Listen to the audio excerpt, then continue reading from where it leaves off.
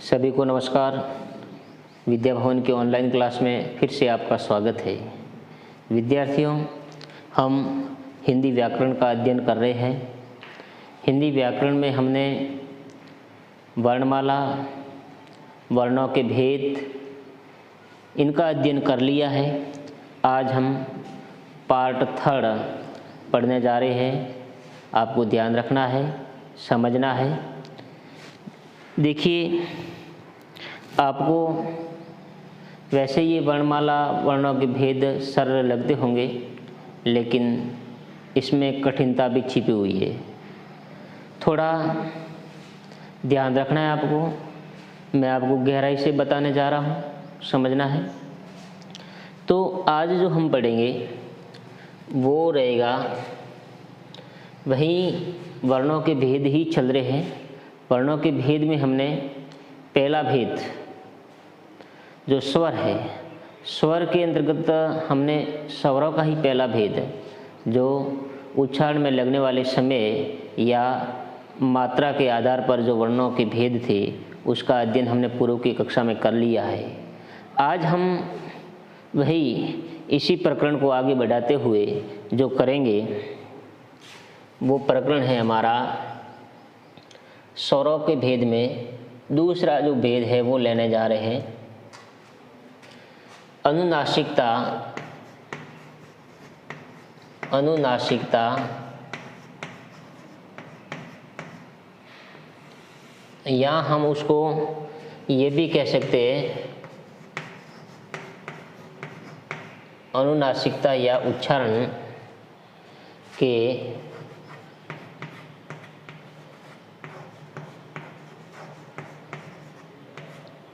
आधार पर दूसरा भेद हम पढ़ने जा रहे हैं, अनुनासिकता या उच्चारण के आधार पर। अब देखिए, अनुनासिकता या उच्चारण के आधार पर स्वर के दो भेद होते हैं। तो देखिए,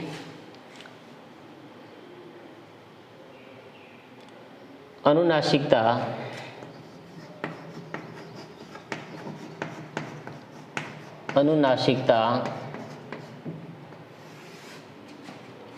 या अपन ये भी कह सकते हैं कि उच्चारण के आधार पर स्वर के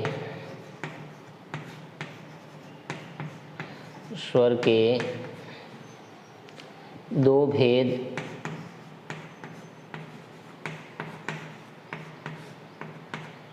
होते हैं। अब देखिए, पहला जो भेद है वो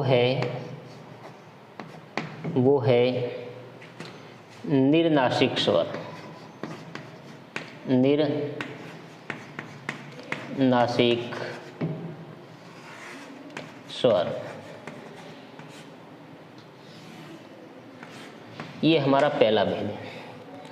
अब आपके मन में एक प्रश्न जरूर आता होगा कि ये निर्नासिक क्या होता है। तो निर्नासिक के बारे में भी मैं आपको समझाऊंगा। निर्नासिक स्वर में वे स्वर आते हैं जिनका उच्चारण केवल मुख से ही किया जाता है।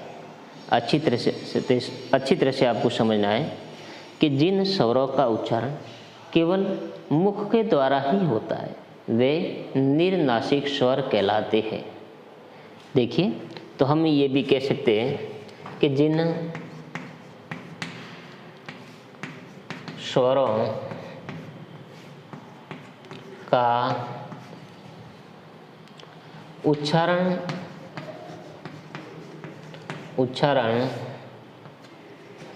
केवल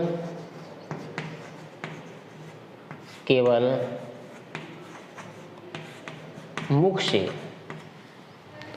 होता है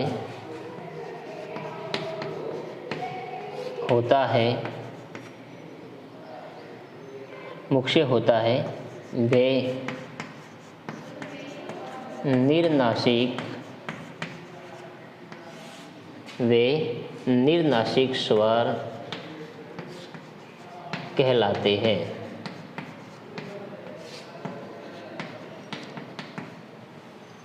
देखिए, हमने समझा कि जिन स्वरों का उच्चारण केवल मुख से होता है वे निर्नासिक स्वर कहलाते हैं। जैसे करके मैं लिखूंगा यहाँ पर कि जैसे अ है, आ है, ह्रस्व ई है, दीर्घ ई है, फिर ऊ है, दीर्घ ऊ है, री है, ए है, आई है, फिर ओ है और फिर औ आ जाएगा। ये 11 स्वर है। इन 11 स्वरों का उच्चारण केवल मुख से किया जाएगा। कैसे? जैसे हम अ लेंगे तो अ का जब हम उच्चारण करेंगे तो हमारे मुख से जो ध्वनि निकलेगी वो सिर्फ और सिर्फ मुख से ही निकलेगी। जैसे अ, बाकी किसी उच्चारण स्थान का उपयोग नहीं किया जाता है। तो 11 स्वर होते हैं, वो निर्नासिक स्वर कहलाते हैं। फिर इसके बाद दूसरा जो भेद हमारा होता है वो होता है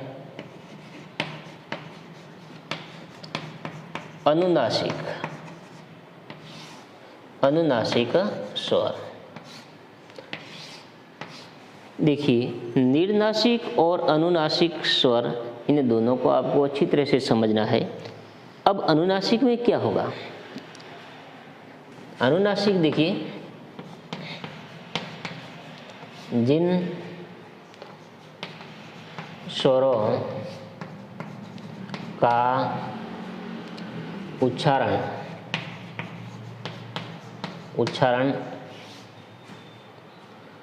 मुख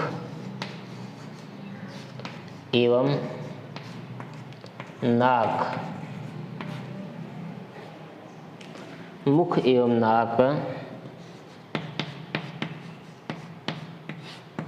दोनों से किया जाता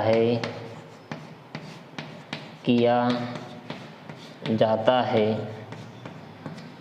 वे अनुनासिक स्वर कहलाते हैं।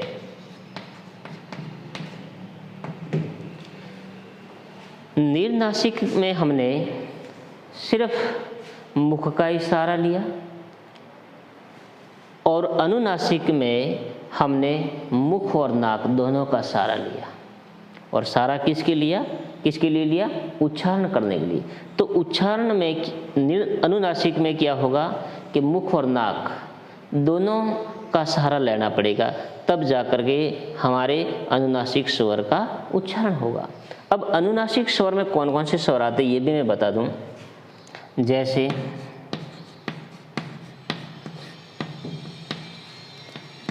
जैसे हो जाएंगे ये अ, ये आ, ई,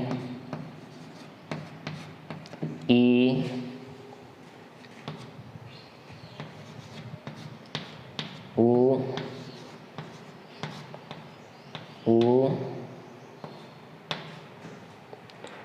फिर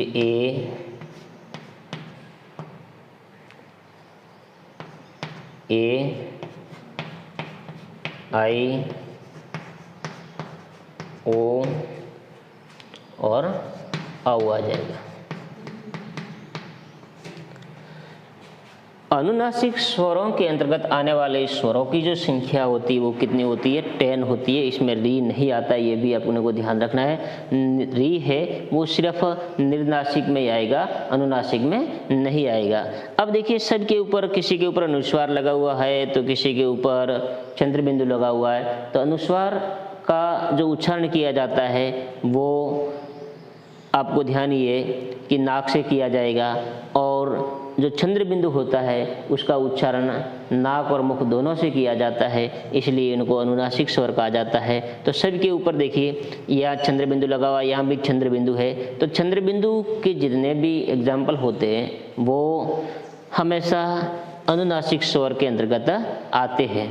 तो ये हो गए हमारे अनुनासिकता या उच्चारण के आधार पर जो स्वरों के भेद कितने होते हैं, 2 होते हैं। इसमें आपको अच्छी तरह से समझना है। ये स्वरों का दूसरा भेद है। तीसरा और चौथा भेद हम अगले वीडियो में पढ़ेंगे। आपको पढ़ाते समय पूरा ध्यान रखना है, वीडियो को घर पे अच्छी तरह से देखना है। समझ में नहीं आए तो पूछने ज़रूरी समझें। धन्यवाद।